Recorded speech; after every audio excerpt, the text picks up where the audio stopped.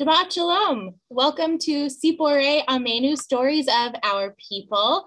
I'm Rabbi Sarah DePaolo from Congregation Shir. I am joined by Rabbi David Young of Congregation B'nai Tzedek and Rabbi Nico Socolovsky of Temple Beth Tikvah. Shabbat Shalom, friends. It's good to see you. Shabbat Shalom. So good to see you, everyone. So we are in Torah portion Beshalach. Parashat Beshalach this week. What should we talk about? There's so many things to discuss about this Torah portion, right? It's such a rich Torah portion. There are so many notions that are born in this Torah portion, so many concepts that begin with this Torah portion. And this is the Torah portion of the transition, right? It's literally the one in which we cross the line between being captive and becoming free. And something and one more thing, this is called also Shabbat Shirah, because this is the Torah portion in which the song of the sea emerges with us from within the sea. So many congregations tend to sing a lot during this Shabbat. And one of the things that I wanted to start with is the exit, the moment in which they are leaving. And what are the things that you take with you when you are running away from a scary and dangerous place? You know, we have spoken about the story of matzah and how the bread was prepared quickly, and that happened in the previous Torah portion. We start hearing about that, and it will come once again in this Torah portion. But an interesting thing that happens in this Torah portion is that Moshe takes Atamot Yosef. Correct. Yeah. The bones of Joseph. I love that story. Now there are a few components like around the taking of the bones of Joseph. The first question is how they knew where they were. Any idea? Hundreds of years later, how they still knew, how they possibly could remember. Well, I'm a big fan of the Midrash story that says that Sarah Bat Asher lived all of that time. So one of the daughters of the 12 sons of Jacob had stayed alive all of that time, and she told Moses where to find Joseph's bones. Beautiful. So Serach Bat Asher, and Serach Bat Asher in our tradition symbolizes our collective memory. And therefore she accompanies us later on in the journey throughout the desert. So Serach Bat Asher told them where these bones were. And now the interesting thing is that they do take the bones and they bring them with them. Last year, when Parashat Beshalach happened, was the time in which the school board of San Francisco decided to eliminate the names of several people from the schools in the area. I see your puzzle faces. Okay, so a year ago, the school board in San Francisco decided to eliminate or to change the names of several schools because different people with different backgrounds have done different things, and in the list there were people like Diane Feinstein that they wanted to eliminate from the school names, and Lincoln and Washington, because they found things in their backgrounds that were somehow challenging or they were related to racism somehow, and that was an anachronistic reading of historical figures or a morally anachronistic reading. And I thought about what an interesting thing was that happened by the time of Parashat Beshalach, and when we are taking the bones, and the skeletons in the closet. And the things that have, and it's an interesting thing that when you read our Torah, you realize that the one who established the enterprise of slavery in Egypt was actually Joseph. Yeah. So well, I think one of the things that is very interesting in the context of Parashat Beshalach is how we carry with us in our collective memory complex backgrounds, complex stories, painful stories that denote pain from years past, but also they are part of who we are, and we also have a loving connection with them. I think this moment of taking Joseph's bones out of Egypt is also the thing that I often talk about, how the Torah was put together by people, and how, we name it the 5 books of Moses because, Moshe Rabbeinu, we want to give him credit. He's the one who in the story got it written down, but it really should be the first 6 books should be the ones we're talking about, and they should be called the 6 books of Joseph because he's the only character who's in all 6 books. Very interesting. Interesting. I don't think I've ever thought about that before. I'm a literary theorist. So, if I can add one more layer about this character that is above time or beyond time as Zerach Bat Asher, like these figures that were a part of our history and they are part of our present, and sometimes in the present they become more challenging. And this idea of keeping the skeletons in the closet, I think that one of the most important enterprises of Torah is for us to become a society that is based on guilt and not on shame. Like a society that focuses on shame keeps the skeletons in the closet. A society that has teshuvah, and as our tradition says, teshuvah was created even before the world itself was created. The tradition of teshuvah carries the skeletons because they are part of what we become. And it's interesting that you're talking about skeletons too, and we were talking about or before we started recording, we were talking about the connection between malbish and clothing and busha, embarrassment, and how that the skeleton is totally stripped bare. And if you think about and then if you think about now adding tshuva to it, shuv is the reverse of busha. So to totally reverse everything and embrace the whole being, you have teshuvah as the answer. Fair, that's the concept of growth, right? And also our own growth when we judge the past, and we have like different positions, or we accept things, or we think of things differently of how we understood them 5 years ago, 10 years ago, 20 years ago, and 100 years ago. So very interesting. I think what you're talking about also sort of gets codified later in the story as well, carrying our mistakes, being able to acknowledge our mistakes when later on there are actually 2 Aarons essentially traveling with the Israelites. There's the bones of Joseph, and then there's the ark that holds both the broken tablets and the complete tablets. Like, again, we're carrying and acknowledging our mistakes and also acknowledging how we can grow from them and change from them. Jaffe, our shbirut, also our brokenness, right? Like what's been broken is part of the whole.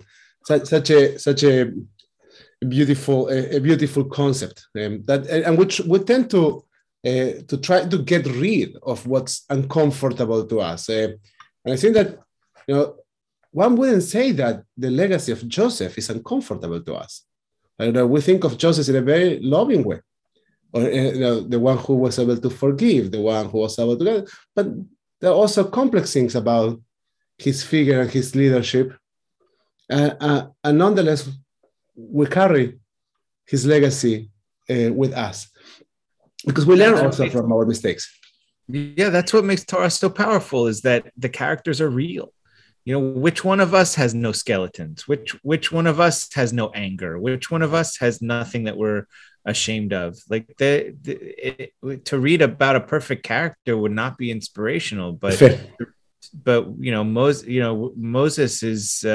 Moses struggles with anger issues and a speech impediment, and like he's a person. Beautiful. I think it's a beautiful observation. So let's talk about the moment at the shore. Anything to say about that moment? Shut up and move. That's my favorite moment at the shore. Shut up and move.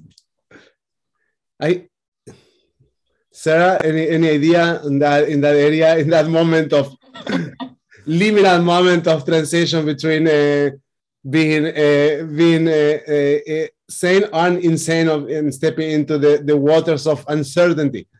I think about this moment almost every single week, actually, as we get ready to recite Michamocha. And as a part of our services, I think about what it must have felt like for the Israelites to stand at the edge of freedom and know that they have no idea what's coming next, to know that they know nothing, and to try and grapple with that feeling, and to be able to take that step into the unknown, to either step into the waters and wait for them to part, or to watch the wonder of them parting before you cross over, and then to be able to be on the other side and express that feeling of relief and wonder. So, I in that same context, it's very interesting what you are saying, because this moment made it to our liturgy, like Michamocha, the blessing for redemption. It's crucial. It's crucial in, we bring Yetziat Mitzrayim, the exodus from Egypt, twice a day, after the Shema.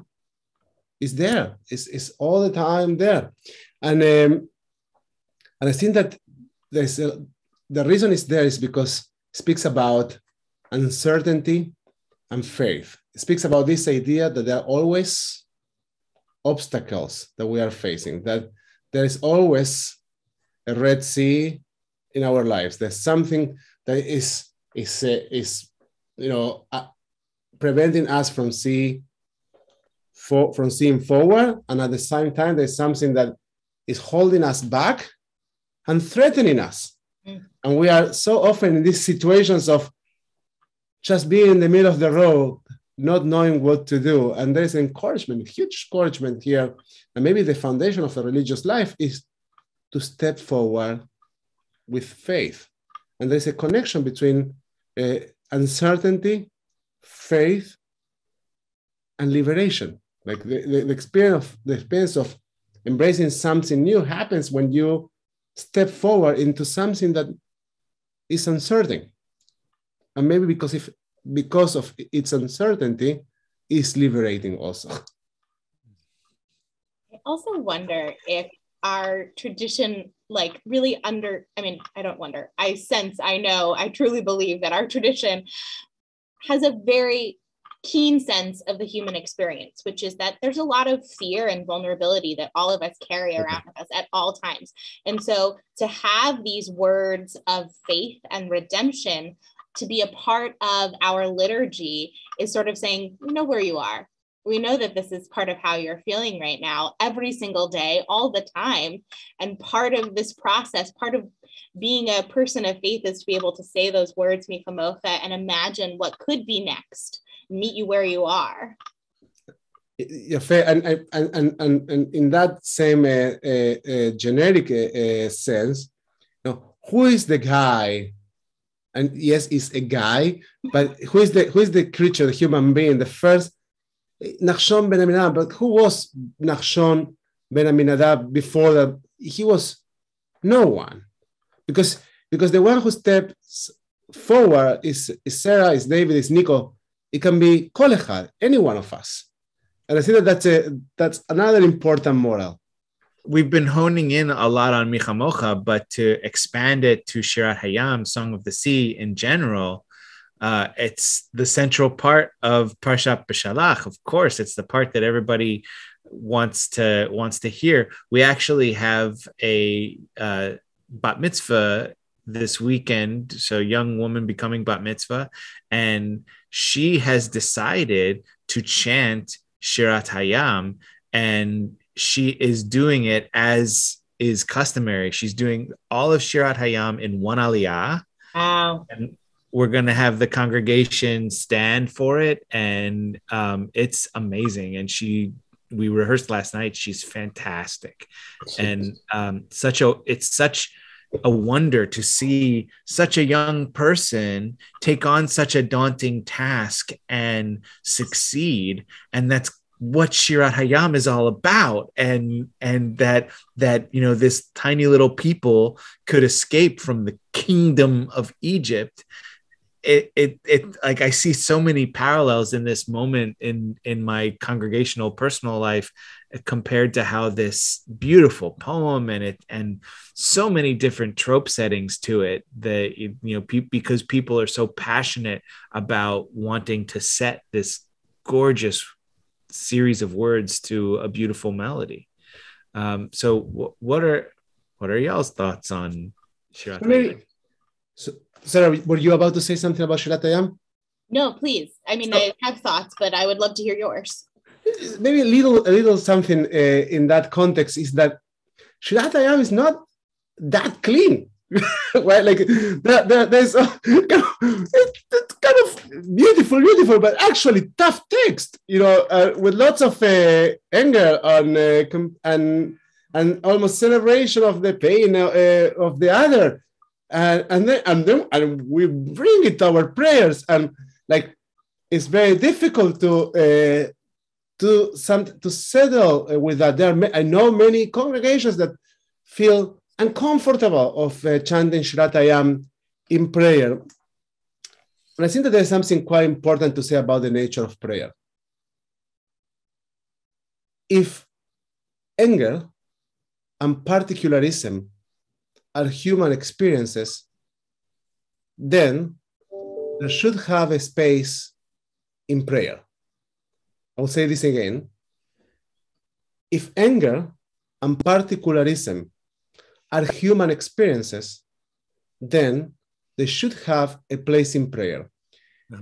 I don't believe in theurgy, okay? In this idea that your prayer is magic, and if you are praying your anger, that anger will kill the fellow human being that is in the middle of your thoughts in that moment.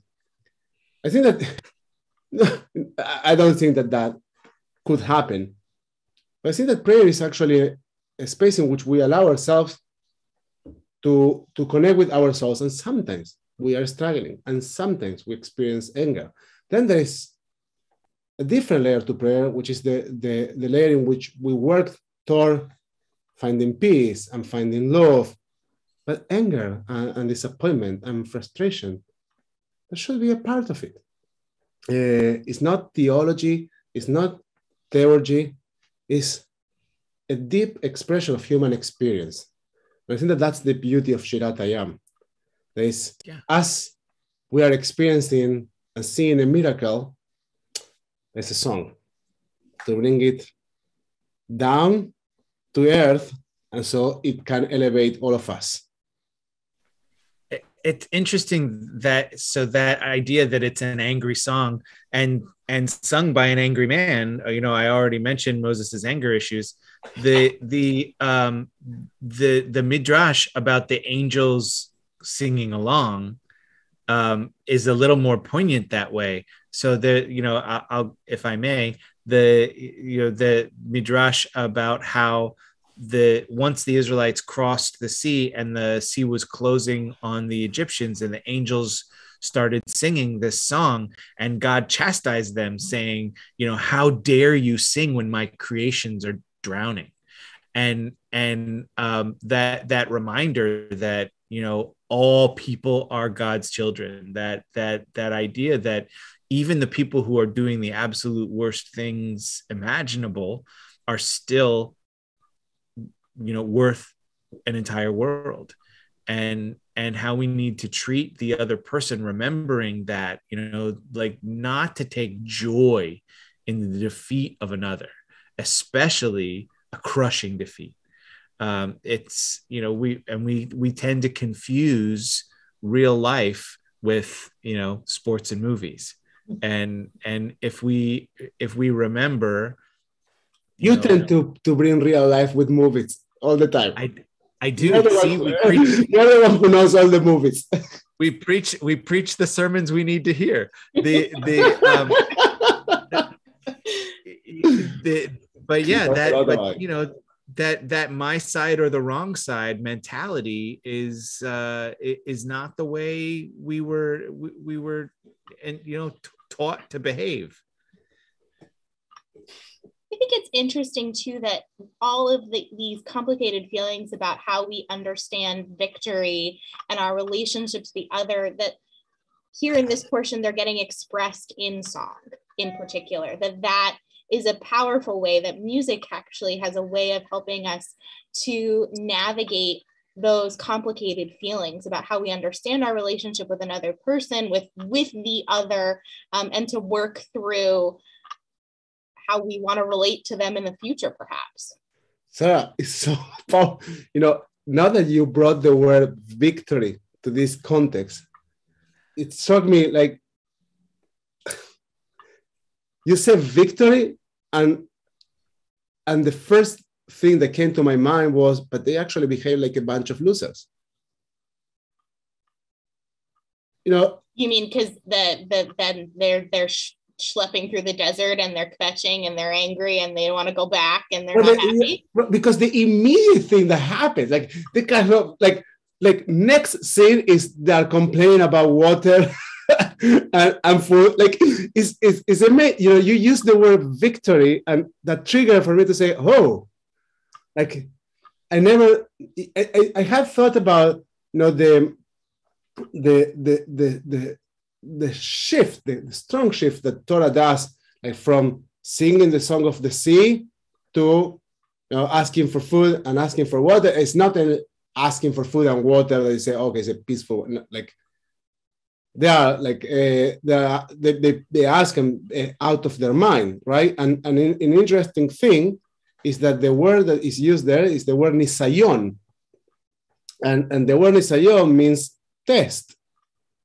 And I think that they are being tested, or we are often, going back to our personal experiences, tested in these situations in which we have like the dichotomy of feeling in certain area very powerful and successful, and feeling that we have victories, and then feeling like absolutely powerless, right? And that we have like a total lack of control over our life experiences. We can't even provide to ourselves food and water, and then the manna comes. So I think that dissonance is quite powerful and very humane. For sure. Sort of feels like a divine sound. That was a divine sound. It was the butthole of Outlook calendar. I think that, Josh, please don't remove them. I think they add some flavor to our conversations. You know, Sarah, I think it is the second time you provide it, and so, you know, I'm not sure you're in control, but let them be. Let them be. This is real life. This is the Torah of Rabbi Sarah DePaolo. It's real world. And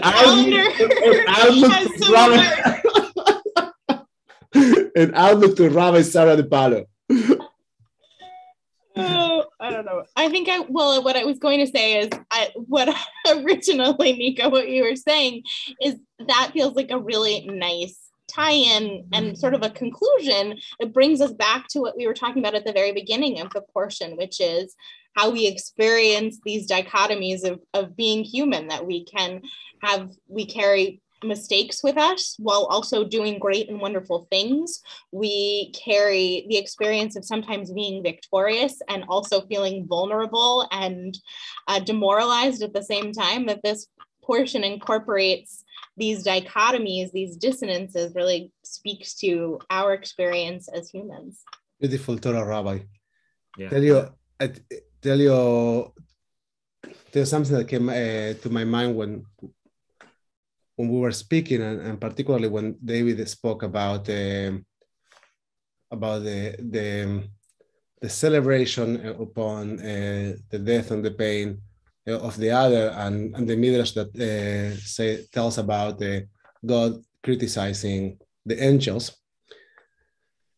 I think it was 15 years ago, Noga and I visited Prague. And there was a little town that we wanted to visit. It was a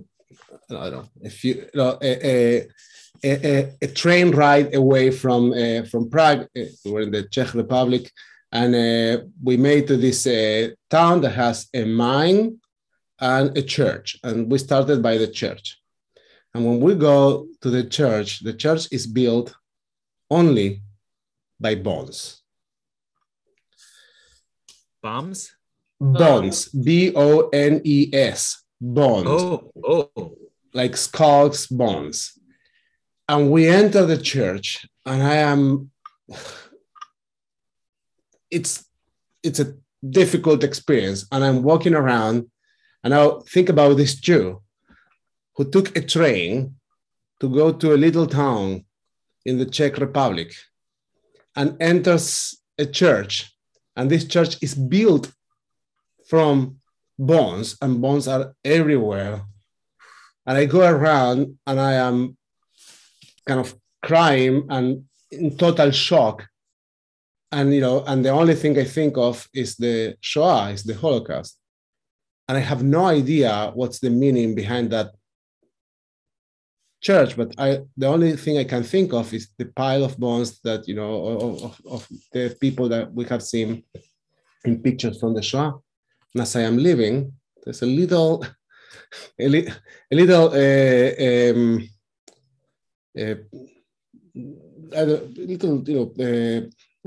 I'm missing the word.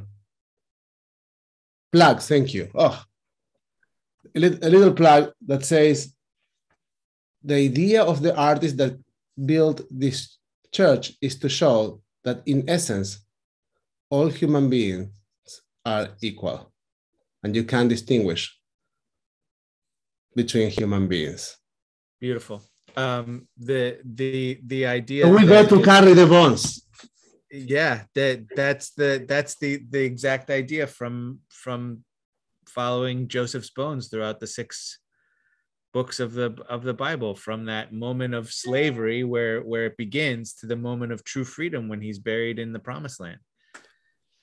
And bones shouldn't be scary. We should all embrace the skeletons like you, and build churches out of them, like you said. Shabbat shalom, חברים. Maybe not literally. Shabbat shalom umevorach. So nice to say with you. Shabbat shalom. Shabbos. Shalom.